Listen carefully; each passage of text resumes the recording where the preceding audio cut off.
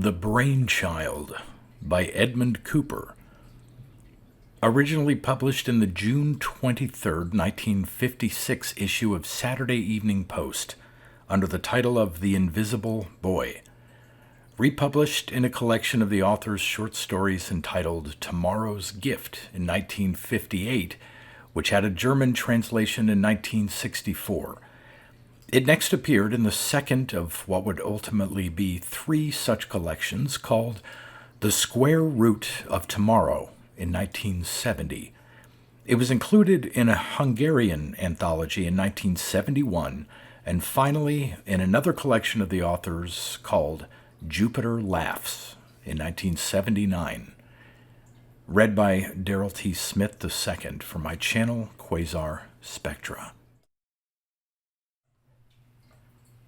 The Brainchild. Though Dr. Thomas Marino quietly deplored the fact that his 10-year-old son showed no sign of being a genius, he was thankful for small mercies. The boy did not possess two heads, nor was he a congenital idiot in the clinical sense. Objectively, it might almost be said that Timothy was a normal specimen, with perhaps a rather generous share of atavistic traits.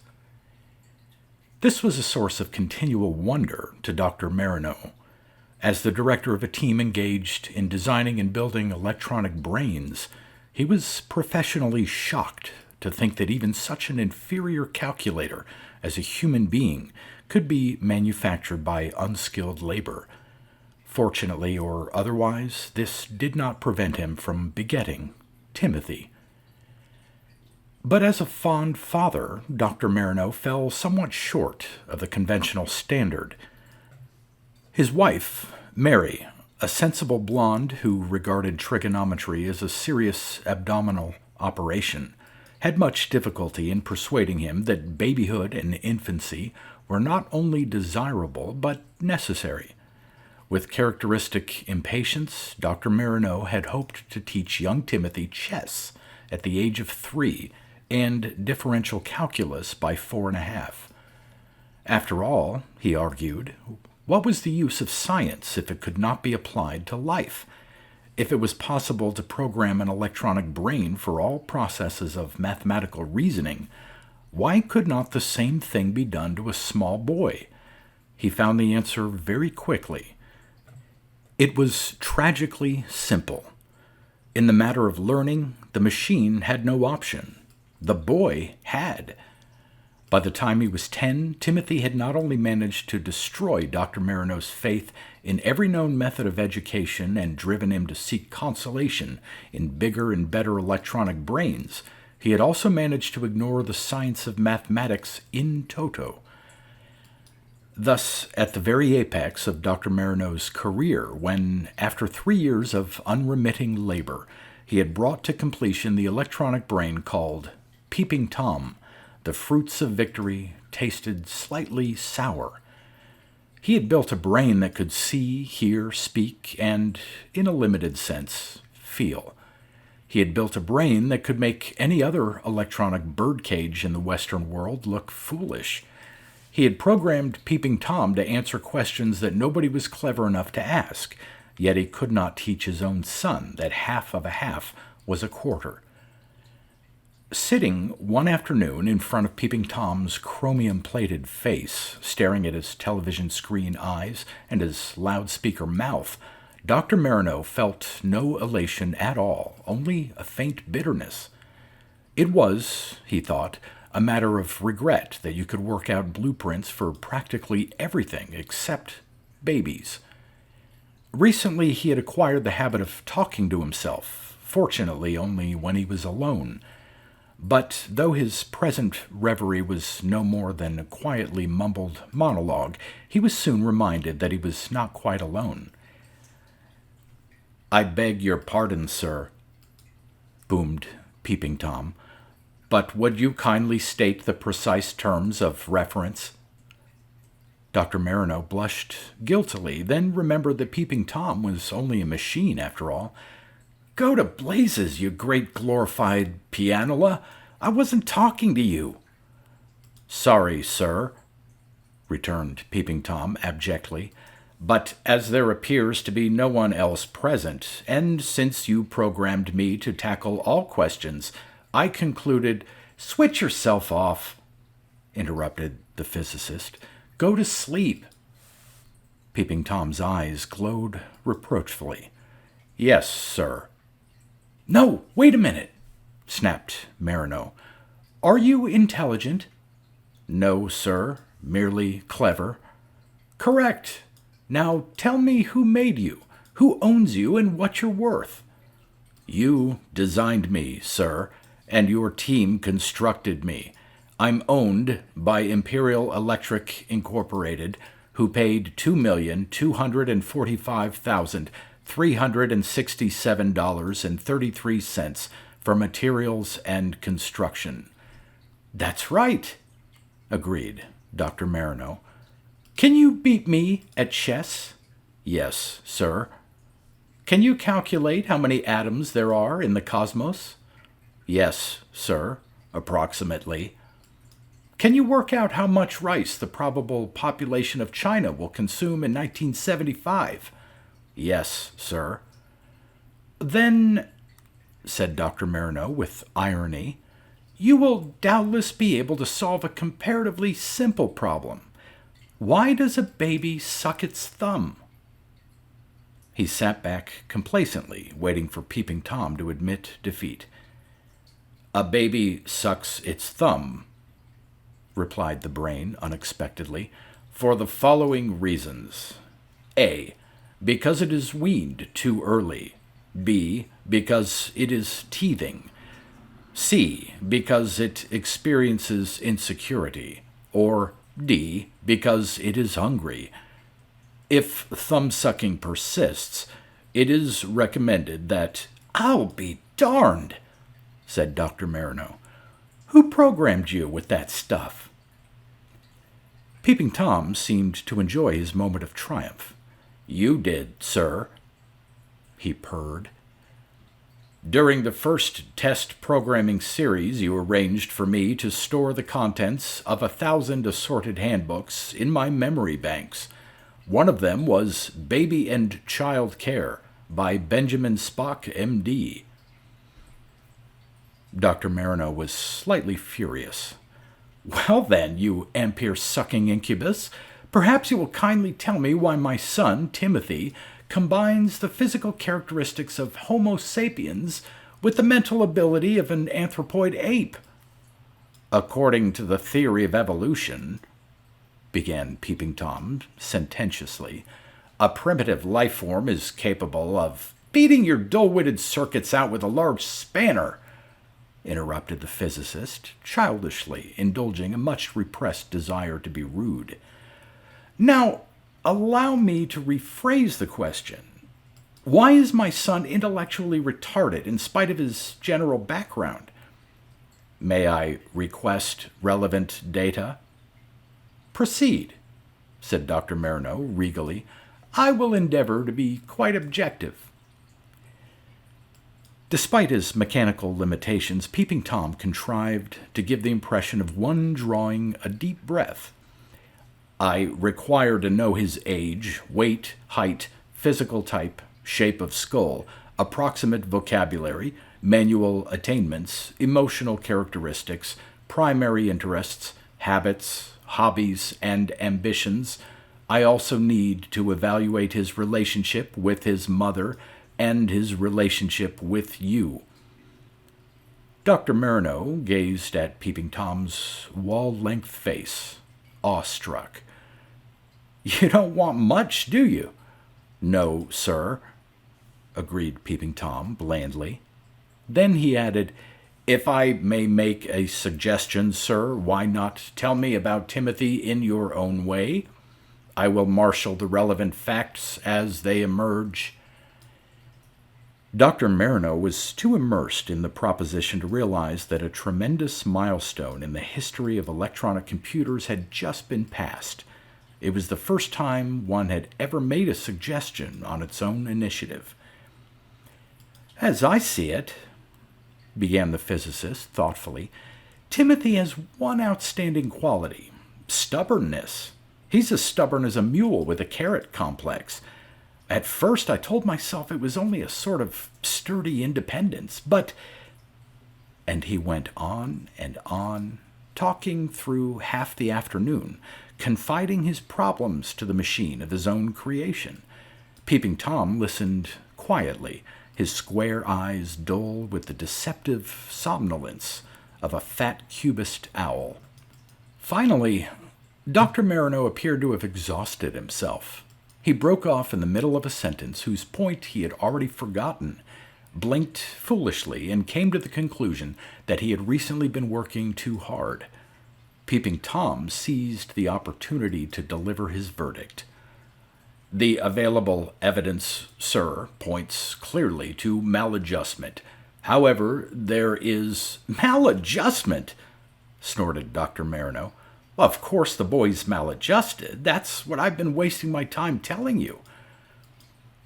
Peeping Tom's eyes glowed brightly.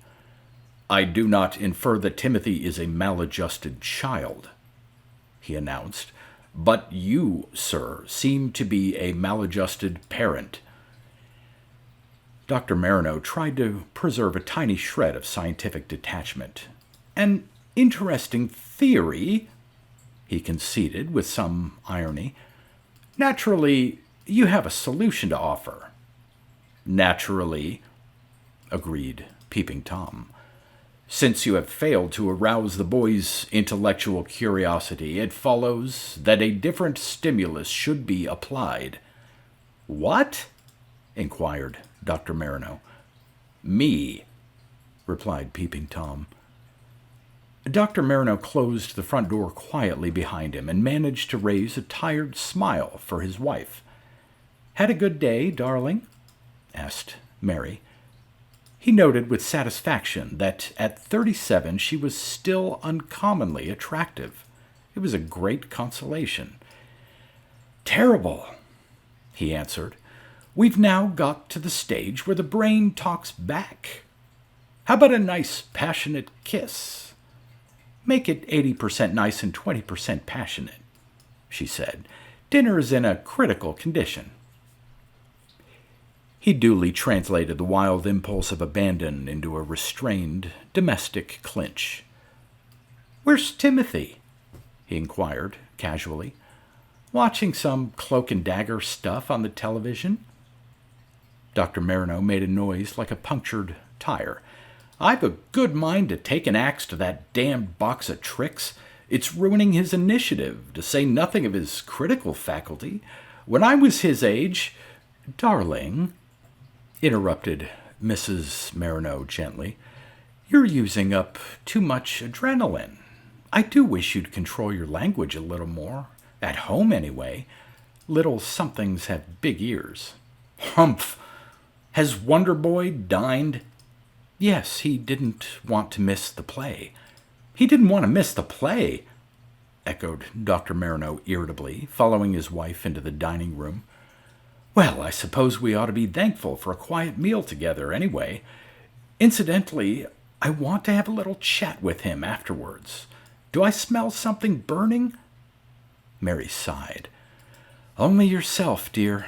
Look, why don't you see a psychiatrist? About Timothy? No, about you. Timothy's all right, but he seems to be giving you a king-size anxiety neurosis. If you left him alone, we'd all get along far better. Anxiety neurosis? The boy can't even tell me what the square root of 81 is without behaving like a contortionist. Neither can I.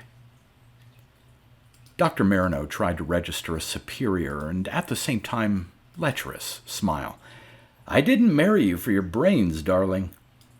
And I, retorted his wife dryly, did not conceive Timothy for his. Now don't argue, it's bad for your digestion.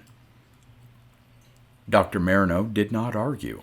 He stared at the plate in front of him and brooded. It was all very well for Mary to dismiss the boy's intellectual weakness so lightly. Those who have beauty do not usually concern themselves overmuch with brain power. But while Mary's purpose in life was chiefly decorative, her son's definitely wasn't.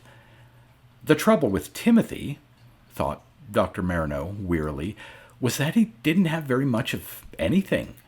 His personality was nondescript, and though he certainly wasn't ugly, his features had a vague impression of being thrown together hurriedly, as if their creator had just been putting the finishing touches when the lunch whistle blew. At last, when Dr. Marino had simmered down and was lingering over his second cup of coffee and a cigarette, the object of this sad soliloquy deigned to put in his appearance. "Hi, Dad," said Timothy, peering cautiously round the door. "Hello, son," said Dr. Marino, coaxing his face into what was meant to be a friendly smile. Placing a more reasonable interpretation on the expression, Timothy advanced and tried to make his voice sound sympathetic. "Have you got neuralgia again?" "No, I haven't got neuralgia," retorted his father irritably. "Whatever makes you think that?" "Nothing." "But then don't be an idiot. Did you enjoy the play?" "It was passable. I wish they'd do another about spaceflight, though." "If you're interested in spaceflight," began Dr. Marino diplomatically, "how would you like to be able to work out the escape velocity of a moon rocket?" "Not very much, thank you. I'd rather build one." "You can't build one until you know enough maths to—" Timothy yawned. "That's why I'd rather watch it on television." His father began to look as if he'd got neuralgia again, only worse. "Timothy," said Dr. Marino gently, "how would you like to come with me tomorrow and see Peeping Tom?" "That old brain you've been throwing together?" "Yes." "Oh, tomorrow's Saturday, isn't it?" "It is. Does that make any difference?" Timothy took a deep breath. "I was hoping to go to the movies." Dr. Marino likewise took a deep breath. "You're going to see the brain." Mrs. Marino gave her husband a glance of intense exasperation. It was a look that told him he would be in for a rough half hour when Timothy had gone to bed. On Saturday afternoon, a tall man and a small boy threaded their way through the vast weekend necropolis of Imperial Electric Incorporated. Dr. Marino, with a mixture of curiosity and resignation, led Timothy, with a mixture of resignation and curiosity, among the coppery mass of spiderwebs where Peeping Tom sat spinning his electronic dreams. They climbed up a narrow staircase and entered the control room. Dr. Marino pressed the master switch, and Peeping Tom's eyes glowed drowsily. Timothy was mildly impressed. "I am alert, sir," said Peeping Tom. "What are your instructions?" Dr. Marino settled Timothy in the audience chair. "I shall leave my son, Timothy, here while I finish some work in my office. You will answer any questions he may ask and generally keep him amused until I return." "Yes, sir," boomed Peeping Tom. Dr. Marino could have sworn that the brain managed to wink. As he went downstairs again, he heard Timothy's opening gambit. "If 1.5 squirrels ate 1.5 nuts in 1.5 days, how many nuts would 9 squirrels eat in 9 days?" 81, murmured the physicist absently to himself, then shot a startled glance over his shoulder as he heard the brain say, 54, sir." For the next couple of hours, Dr. Marino sat in his office and was entirely absorbed in a science fiction pulp magazine. Eventually, he looked at the desk clock and was suddenly jerked back from a world where amphibious octopods pursued beautiful Earth girls and almost caught them. 2 solid hours! He'd only meant to leave Timothy for 45 minutes or so. Dr. Marino hastily dropped the pulp magazine in his in-tray, then rushed out of the office and headed for the control room with some apprehension. It was all very well to let Peeping Tom attempt to improve Timothy, but what if Timothy had attempted to improve Peeping Tom? As, with beating heart, he ran up the stairs, Dr. Marino heard noises that sounded like the world's champion fast talker limbering up in Chinese. But even as he opened the door, the screech slowed down until it became recognizable. A staccato volley marked the end of Peeping Tom's high-pressure discourse. Timothy was fast asleep. Dr. Marino felt a wave of relief. "The experiment seems to have produced a negative result," he remarked, staring at his gently snoring son. "Merely a deep-level hypnosis, sir," explained Peeping Tom. "It was necessary to bypass the inhibiting factors before I could program him adequately." "Before you could do what?" Dr. Marino gaped.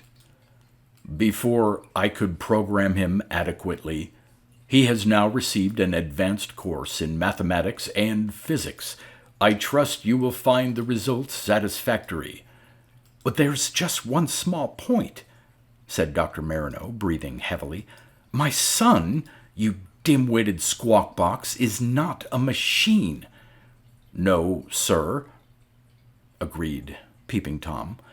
"Therefore, I allowed for a 70% inefficiency. Perhaps you would care to waken him gently?" The physicist did so. After a few moments, Timothy opened his eyes, yawned, and stretched. "Very interesting," he remarked vaguely. "But can we go home now? I'm hungry." Dr. Marino treated the electronic brain to a pitying smile, but Peeping Tom made no comment, being apparently in a mood to hibernate. The first reaction occurred after an unusually quiet tea. Instead of gluing himself to the television, Timothy disappeared into his father's study to emerge several minutes later with a book. He then found a quiet corner, settled himself, and began to read. "You've been bullying him," accused Mary in a whisper. "What went on this afternoon?" "Nothing," said Dr. Marino uncomfortably. "Nothing at all. I just left him to amuse himself with Peeping Tom while I cleared up some paperwork." "Well, somebody has been bullying him," she insisted, "or else he's feeling ill." Timothy looked up from his novel. "Do you think a man could make himself invisible?" he asked. "Well, certainly not," replied his father. "Why?" "That's what this book is about, The Invisible Man. It looks a pretty good story." Remembering his own H.G. Wells period, Dr. Marino was surprised. "Isn't it a little too hard for you, Timothy? I didn't read it until I was 14 or so." Timothy smiled. "It's old-fashioned, but I can manage. How would you like a game of chess, Dad? We haven't played for some time." Dr. Marino felt slightly uneasy. "I thought you didn't like chess. You used to say it bored you." "It did," said Timothy blandly, "but I was younger then." He rubbed his freckled forehead and looked puzzled for a moment. Then he went to a small bureau, took out the chessmen and board, and began to set up the pieces. He grinned pleasantly at his father. "I think I'll watch the television," said Mrs. Marino faintly, "while you two geniuses fight it out." Dr. Marino looked at her, gave a helpless shrug, then turned his attention to the chessboard. "Would you be angry if I beat you?" demanded Timothy. "Certainly not," snapped Dr. Marino, opening with the king's pawn. "I should be very glad indeed, also surprised." "I shouldn't," said Timothy. But after 15 minutes, his father checkmated him easily with a feeling of relief. The boy had not changed, or very little anyway. "You weren't playing your best," accused Timothy. "I beat you, didn't I?" A crafty smile flickered over Timothy's face. "Let's have another game. I'd forgotten some of the gambits." "Thirsting for revenge?" said Dr. Marino dryly. He set up the pieces again. Timothy frowned slightly, then said with some hesitation, "Would you give me $15 if I win?" "What?" "I said, would you give me $15 if I win?" Dr. Marino regarded his son gravely. "And what do I get if I win?" 30 cents a week for a year," said Timothy promptly. "That's fair, isn't it?" "I think so," answered his father with a thin smile. "I hope this is going to be a lesson for you. Why do you want $15? Timothy grinned. "I'll tell you after the game." "Your move," said Dr. Marino grimly. It lasted slightly more than 2 hours and proved to be quite a classic. At first, Dr. Marino moved carelessly, then with more caution. After 20 minutes, he lost a knight and a bishop in rapid succession, while Timothy merely sacrificed 3 pawns. This seemed to unnerve the physicist. He began to play with deathly concentration until a sudden stroke of brilliance that should have given him the game somehow cost him his queen. Meanwhile, Timothy had taken to reading his novel between moves. Almost regretfully, he administered the coup de grace, at the same time reaching the end of chapter 17.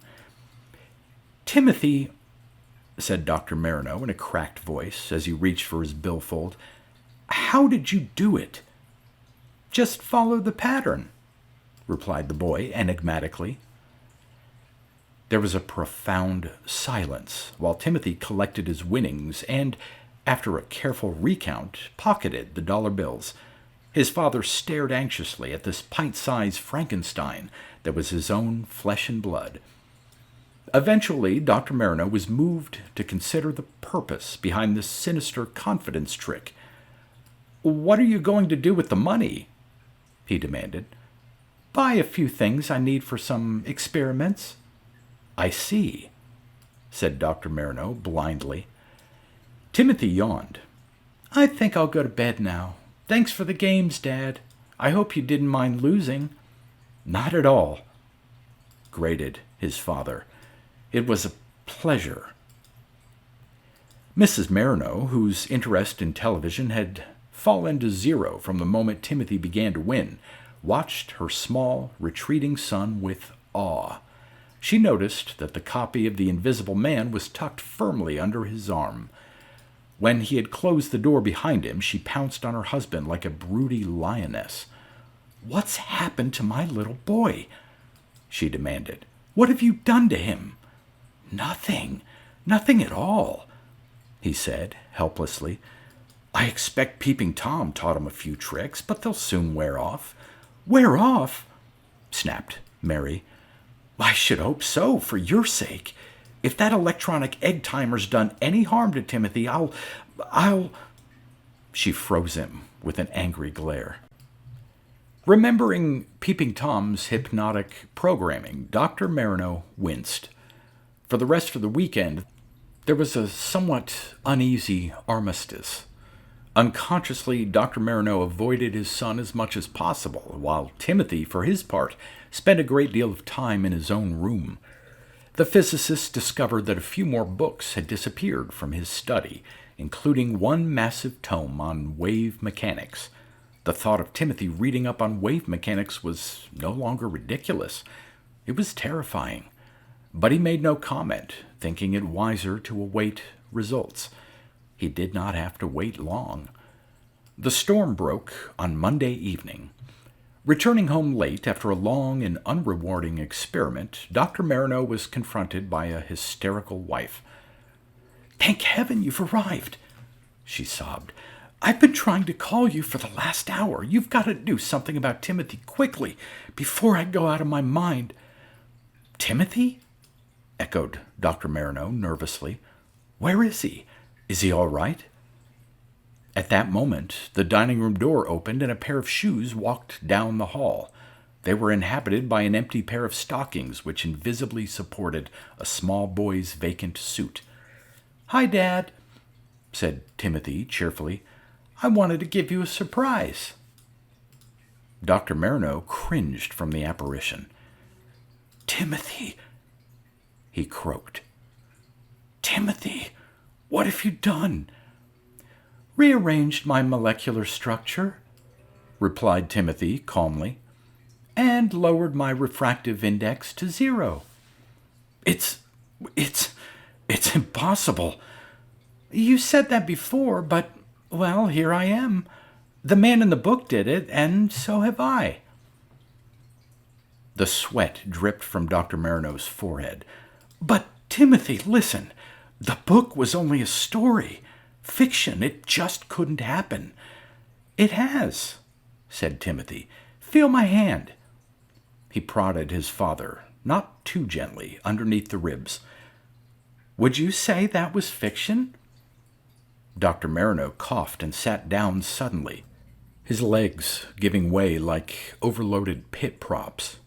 Mrs. Marino, having now reached breaking point, fainted and with excellent timing slid gently into her husband's arms. Now see what you've done, he panted angrily. We'd better get her on to the Chesterfield. As he struggled with his wife's limp form, Dr. Marino was helped by a pair of invisible hands. He settled her in a relaxed position, then turned pathetically to the vacant suit. How did you? The apparatus is in my room, said Timothy. Anticipating his father's next move, he added, No, don't go there. You may get electrocuted or turn invisible or something. From now on, my room will have to be private. Dr. Marino was about to lay down the law, but thought better of it. All right, son, he said meekly. But, Timothy, can you change back? There was childish laughter. I don't want to. This is fun. Besides, think what they'll say at school. Dr. Marino shuddered. He was thinking what the whole world would say. He was also thinking what the world might possibly do. At that moment, Mary opened her eyes. She looked as if she was getting ready to scream. It was the last straw. Dr. Marino panicked. Timothy, you've got to change back, he pleaded. You've got to. It's not decent. He floundered, inwardly praying for spiritual guidance. How could he ever hope to control an invisible boy? Then suddenly Dr. Marino was inspired. I'll bet you $25, he said sadly, that you can't become visible again. Done, snapped Timothy. Suit, stockings, and shoes galvanized into action. A door opened and slammed, and the invisible boy bounded upstairs 3 at a time. With an abject sigh, Dr. Marino turned to his wife and patted her hand reassuringly. I'll divorce you, she hissed. For extreme cruelty, you and that psychopathic brain. Now, Mary, he soothed. It's going to work out all right.